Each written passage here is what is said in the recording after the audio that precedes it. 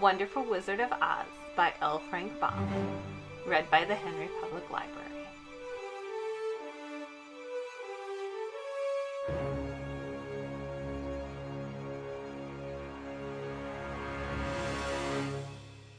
Chapter 7. The Journey to the Great Oz. They were obliged to camp out that night under a large tree in the forest, for there were no houses near.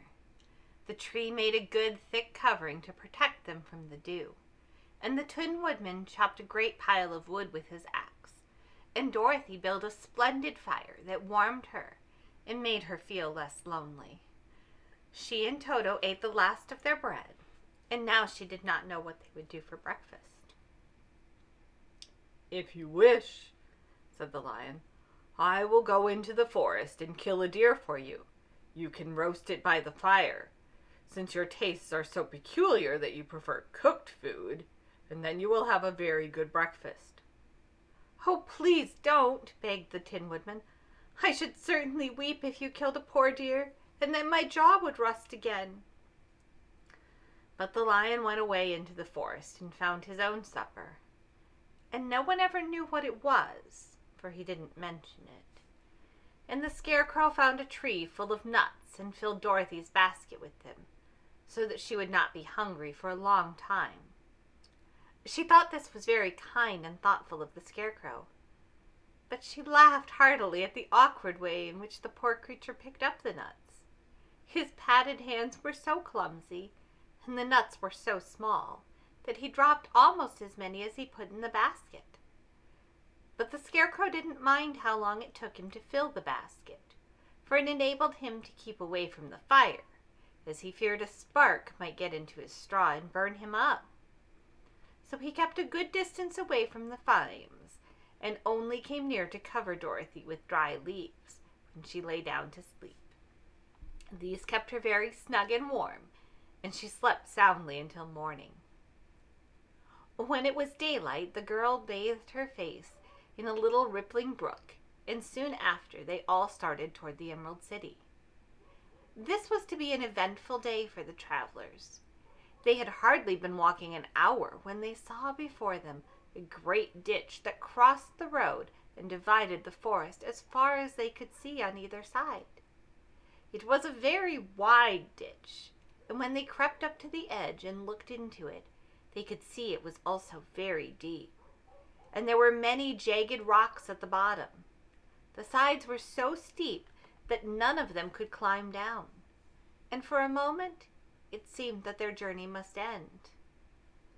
"Oh, what shall we do?" asked Dorothy despairingly.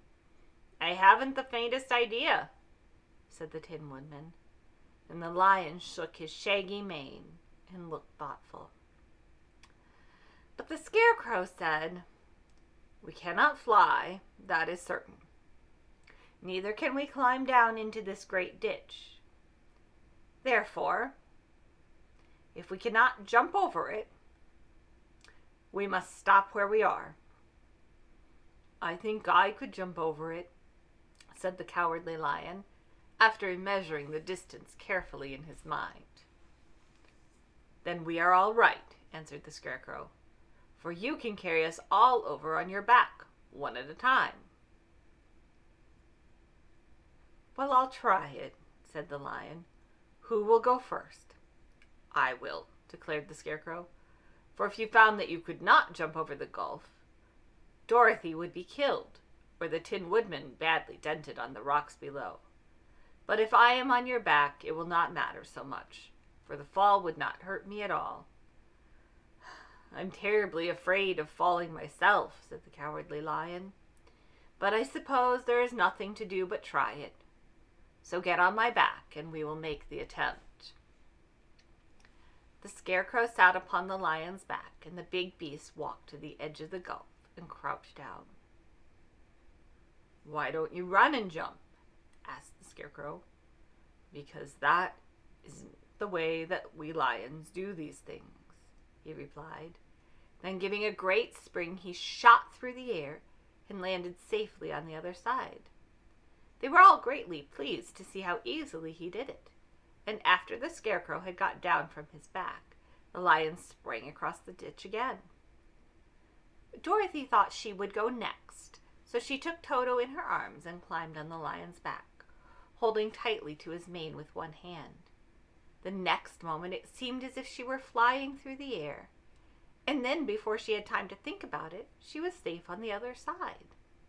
The lion went back a third time and got the Tin Woodman, and then they all sat down for a few moments to give the beast a chance to rest, for his great leaps had made his breath short, and he panted like a big dog that had been running too long. They found the forest very thick on this side, and it looked dark and gloomy. After the lion had rested, they started along the yellow brick, and silently wondering, each in his own mind, if ever they would come to the end of the woods and reach the bright sunshine again. To add to their discomfort, they soon heard strange noises in the depths of the forest, and the lion whispered to them that it was in this part of the country where the MacLeods lived. "What are the MacLeods?" asked the girl. "They are monstrous beasts, with bodies like bears and heads like tigers," replied the lion, "and with claws so long and sharp they could tear me in two as easily as I could kill Toto. I'm terribly afraid of the MacLeods." "I'm not surprised that you are," replied Dorothy. "They must be dreadful beasts." The lion was about to reply when suddenly they came to another gulf across the road. But this one was so broad and deep that the lion knew at once he could not leap across it. So they sat down to consider what they should do. And after serious thought, the Scarecrow said, "Here is a great tree, standing close to the ditch.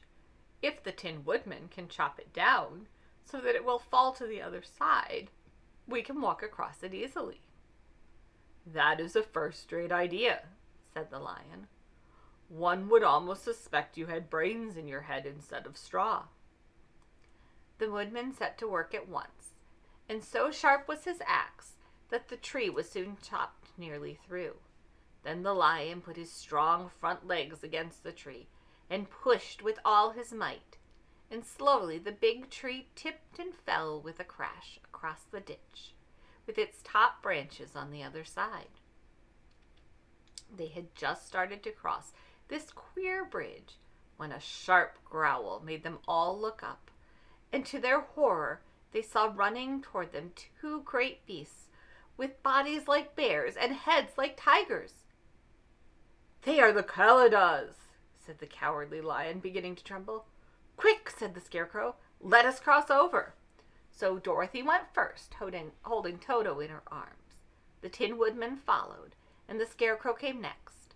The lion, although he was certainly afraid, turned to face the MacLeods, and then he gave so loud and terrible a roar that Dorothy screamed, and the Scarecrow fell over backward, while even the fierce beast stopped short and looked at him in surprise. But seeing they were bigger than the lion, and remembering that there were two of them and only one of him, the MacLeods again rushed forward, and the lion crossed over the tree and turned to see what they would do next. Without stopping an instant, the fierce beasts also began to cross the tree, and the lion said to Dorothy, "We are lost, for they will surely tear us to pieces with their sharp claws. But stand close behind me, and I will fight them as long as I am alive." "Wait a minute," called the Scarecrow. He had been thinking what was best to be done, and now he asked the woodman to chop away the end of the tree that rested on their side of the ditch. The Tin Woodman began to use his axe at once, and just as the two MacLeods were nearly across, the tree fell with a crash into the gulf, carrying the ugly, snarling brutes with it, and both were dashed to pieces on the sharp rocks at the bottom. "Well," said the cowardly lion, drawing a long breath of relief, "I see we are going to live a little while longer, and I am glad of it, for it must be a very uncomfortable thing not to be alive. Those creatures frightened me so badly, My heart is not beating yet." "Ah," said the Tin Woodman sadly, "I wish I had a heart to beat." This adventure made the travelers more anxious than ever to get out of the forest, and they walked so fast that Dorothy became tired and had to ride on the lion's back. To their great joy, the trees became thinner the farther they advanced, and in the afternoon they suddenly came upon a broad river flowing swiftly just before them. On the other side of the water, they could see the road of yellow brick running through the beautiful country, with green meadows dotted with bright flowers, and all the road bordered with trees hanging full of delicious fruits. They were greatly pleased to see this delightful country before them. "How shall we cross the river?" asked Dorothy. "This is easily done," said the Scarecrow. "The Tin Woodman must build us a raft so we can float to the other side." So the Woodman took his axe and began to chop down small trees to make a raft. And while he was busy at this, the Scarecrow found on the river bank a tree full of fine fruit. This pleased Dorothy, who had eaten nothing but nuts all day, and she made a hearty meal of the ripe fruit. But it takes time to make a raft, even when one is as industrious and untiring as the Tin Woodman. And when night came and the work was not done, so they found a cozy place under the trees, where they slept well until the morning. And Dorothy dreamed of the Emerald City and of the good Wizard Oz, who would soon send her back to her own home again.